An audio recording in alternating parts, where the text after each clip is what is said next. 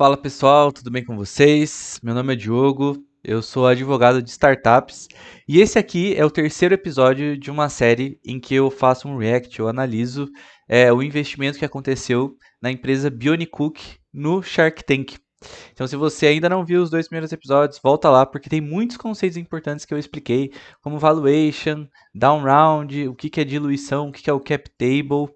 E todos esses conceitos vão servir para você entender agora, porque nesse episódio eu vou tratar do que acontece com a entrada do investidor na Bionicook, porque a Bionicook recebeu várias propostas e o Fábio, o fundador, aceitou uma das propostas. Então eu vou mostrar a proposta que ele aceitou e eu vou analisar o que acontece com a entrada do investidor, como será que o investidor vai entrar, qual que vai ser o contrato mais adequado. Eu não sei o que aconteceu, mas de acordo com a prática, qual seria, né, provavelmente, o contrato utilizado, e também vou explicar para você aí que provavelmente vai receber um investimento um dia com a sua startup e tudo mais, o que você tem que pensar, o que você tem que negociar na hora de fazer o seu contrato de investimento na sua startup. Beleza? Então bora lá para o vídeo que eu vou mostrar tudo isso para vocês. De todas as propostas que a Bionicook recebe, eu quero ter o prazer de receber a proposta do Semenzato, então, como nosso parceiro investidor. Obrigado pela confiança. Dar, okay, que mais que não, ele não né? acreditava que ele ia receber. Foi um prazer, inclusive se o senhor olhar, tem uma coxinha na frente da máquina lá, foi uma alusão à sua carreira. Foi obrigado, viu? Parabéns. Obrigado, tá? Obrigado, viu?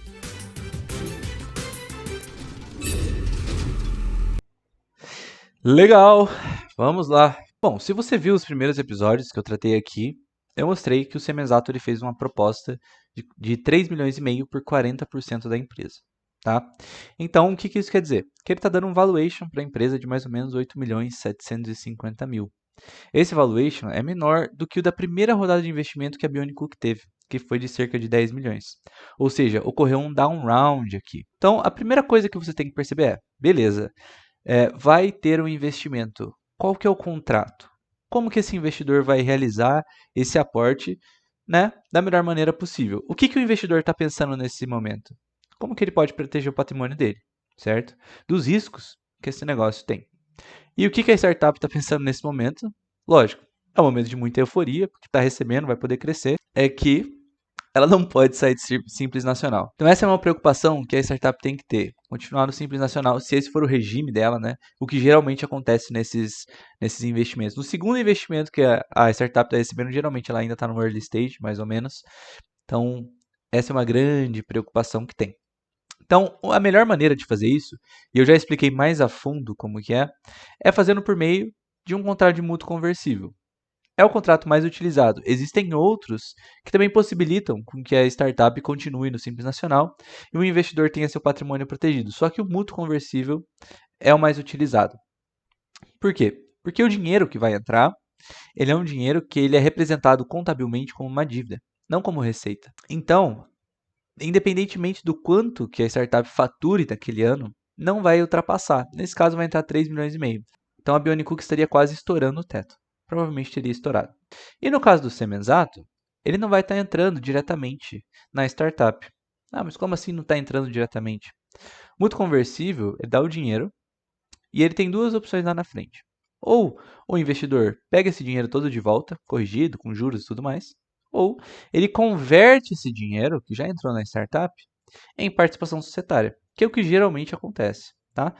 Se a startup não dá certo, geralmente o investidor faz o write-off, né? Ele abre mão do investimento dele e está tudo certo, a startup não precisa fazer esse pagamento. Existem algumas hipóteses em que os fundadores eles utilizam esse dinheiro de uma maneira errada, de uma maneira que não é para os fins que esse dinheiro foi colocado na startup, como por exemplo, pagar o próprio casamento com o dinheiro do investimento. Se isso acontecer, o investidor souber, se tiver uma cláusula falando dessas hipóteses, o investidor pode sim pedir o dinheiro de volta, como já aconteceu várias vezes. Geralmente esses casos vão parar na justiça, mas, em resumo, o mútuo conversível é o contrato que provavelmente vai ser utilizado aqui, ou algum contrato parecido, em que o investidor não entre agora na startup, mas ele tem o direito de entrar no momento de uma conversão. Agora, o segundo ponto que eu quero mostrar para vocês o que acontece com a entrada do Semenzato, o que acontece com a participação societária do sócio, do Fábio, e com o dos outros sócios que tem lá, né? Que é um investidor da rodada anterior e um sócio figurativo. Se você quer saber mais sobre isso, eu falei isso no primeiro episódio, o que é o cap table, o que é o quadro social, mostrei na tela certinho. Eu vou mostrar só para a entrada do Semenzato. E com um detalhe muito importante. Como eu falei no começo do vídeo, ocorreu um down round aqui. Ou seja, o Semenzato, ele entrou tendo a startup um valuation menor do que o da rodada anterior. Então, se o primeiro investidor tivesse no contrato dele, é uma coisa que eu não sei, mas se no contrato dele tivesse previsto um mecanismo anti-diluição, o da vedação ou proibição ao down round, eu vou mostrar para você o que aconteceria com a participação dos sócios em relação a essa hipótese. Então, vou mostrar para vocês como ficaria a participação societária com o down round e sem o down round para vocês conseguirem visualizar. Bom, vamos lá então. Aqui eu vou mostrar para vocês lá do começo, né, na criação da empresa. Eu expliquei tudo mais a fundo no primeiro episódio, mas vamos lá. Então, quando a empresa foi criada, tinha o Fábio, que é aquele fundador que fez o pitch, e tinha um sócio figurativo. Então, o Fábio com 99% e o sócio com 1%. Holding, porque o Fábio entrou por meio de uma empresa dele. Então, essa é a holding. Lá eu também expliquei um pouquinho mais. Agora, vamos lá. Teve a primeira rodada de investimento em que o investidor entrou com 2,5%. Com essa rodada, aconteceu a diluição do Fábio em 2,5% e a diluição também proporcional do sócio figurativo em 2,5%. Agora vamos aos pontos principais. Com a entrada do Semenzato com 40%, se não tivesse a vedação ao down round, por conta do sócio antigo, esse seria o cap table. Então, o Fábio, o sócio figurativo e o primeiro investidor iam sofrer uma diluição proporcional de 40%, que iria para o Semenzato. Agora, se tivesse essa vedação, quem vai arcar com os prejuízos da diluição que o investidor não vai sofrer são as outras pessoas, geralmente os sócios fundadores. Tá? Então, olha só como que ficaria.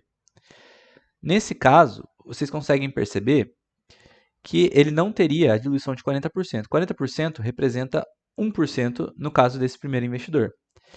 Então, como o Fábio tem 99% proporcionalmente em relação ao sócio figurativo, ele perderia 0,99 e o sócio figurativo perderia 0,01. Aqui parece muito pouco. Só que se fosse em situações em que a diluição representasse um valor muito maior, geralmente 20%, 15%, aí vocês veriam realmente que o Fábio ia diluir muito mais. E o sócio figurativo, ou se fosse outro sócio, né, também ia diluir muito. E é esse o cuidado que você tem que ter quando você pensa em fazer uma rodada de investimento com down round. Às vezes não é que você pensa, mas você não tem outra escolha, né? Porque a startup acaba desvalorizando, precisa fazer uma rodada a mais, né? Para que ela possa pegar o dinheiro e utilizar para crescer tudo de novo. Mas, enfim, é isso que aconteceria. E agora eu vou falar para vocês quais são as 3 coisas que eu diria que são mais importantes para vocês verem no contrato de investimento. Muita coisa é importante para vocês verem no contrato de investimento, mas são questões negociais que vocês podem e devem ver com os investidores, tá? No momento de formular o contrato antes da assinatura. Depois da assinatura complica, né? Porque daí você já assinou e já era. Mas assim, vamos lá. A primeira questão que você tem que ver são os direitos políticos do investidor. Ele vai estar investindo na sua startup, ele vai estar querendo ter a maior proteção possível em relação ao aporte desse dinheiro. E ele quer também poder tomar algumas decisões ali. Decisões que podem influenciar no investimento que ele fez. Então, eles sempre vão exigir alguns poderes, como, por exemplo, poder autorizar a contratação de algum executivo que tenha um salário alto, ou poder autorizar o recebimento de um empréstimo, poder autorizar a mudança, a pivotagem do negócio, né? A mudança da trajetória do negócio. Antes era um negócio de vinho, vai ser um negócio de, sei lá, cerveja agora. Então, assim, o ponto é, existem alguns direitos que esses investidores querem e que fazem sentido para o investimento. Mas você tem que ter cuidado para que esses direitos que eles querem não travem o dia a dia da sua startup. Por quê? Vamos supor que ele queira um direito de poder autorizar todas as contratações que a startup vai fazer. Pô, você é uma startup, você está num crescimento acelerado, você vai ter que toda vez falar com o investidor? Então, toda vez o investidor você vai ter que esperar a resposta dele, vai travar tudo, sabe? E se você não falar com ele porque está precisando, isso você pode ser penalizado? É complicado isso.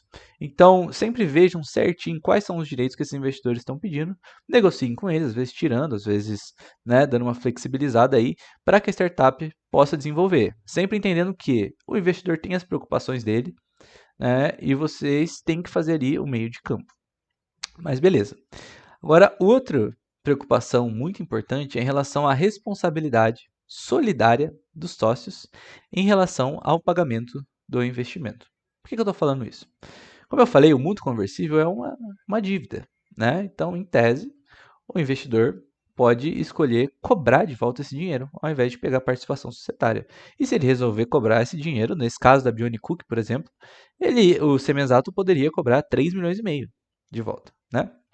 Não é a prática dos negócios fazer isso. O que acontece se a startup não dá certo, se os investimentos não dão certo, os investidores sabem status de investimento de risco e eles costumam fazer o write-off, né? Que seria realmente aí eles fazem a remissão da dívida para que a startup não precise pagar, certo? A não ser em alguns casos em que os sócios utilizam esse dinheiro de uma maneira errada, né? De uma maneira que não é para a startup. Então vamos supor que o sócio vai casar, ele pega parte desse dinheiro e utiliza para pagar o casamento dele. Aí não faz sentido, é um ato totalmente errado, né, dos sócios e ele pode ser responsabilizado por isso.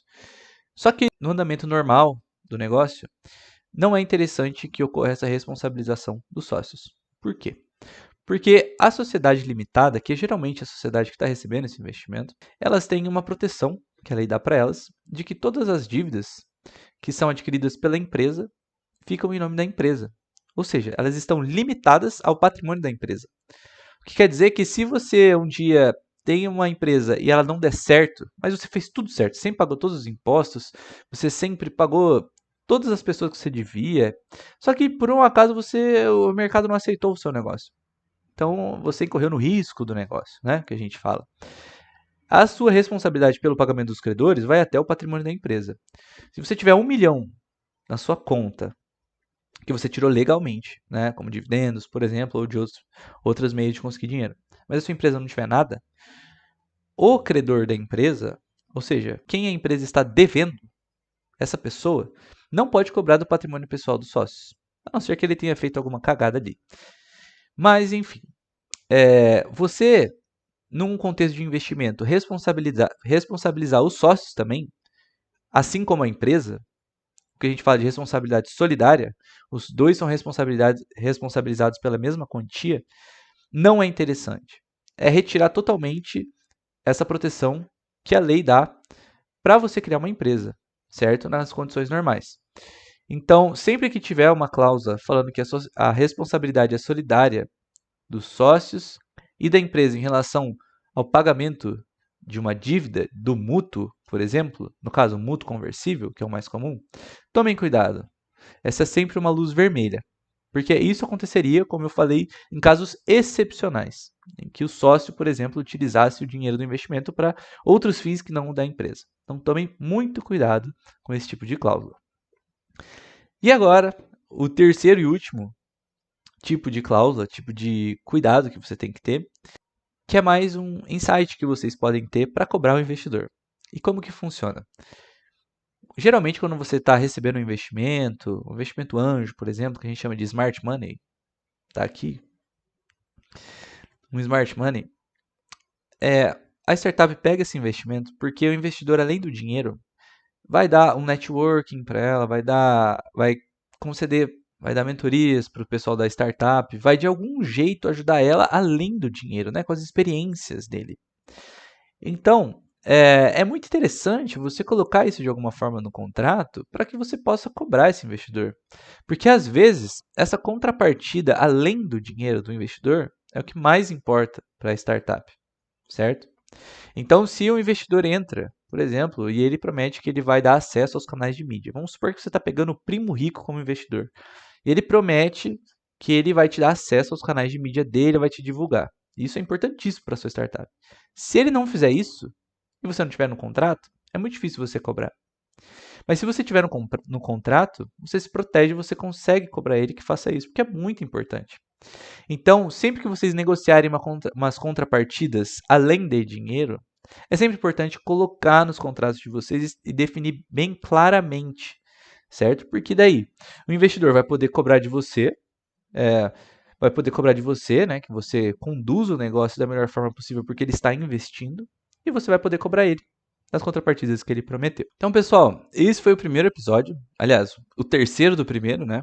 Esse episódio da Bionic teve muita coisa para falar, muita mesmo. Quando eu olhei, eu fiquei, nossa senhora, dá para ensinar muita coisa com isso.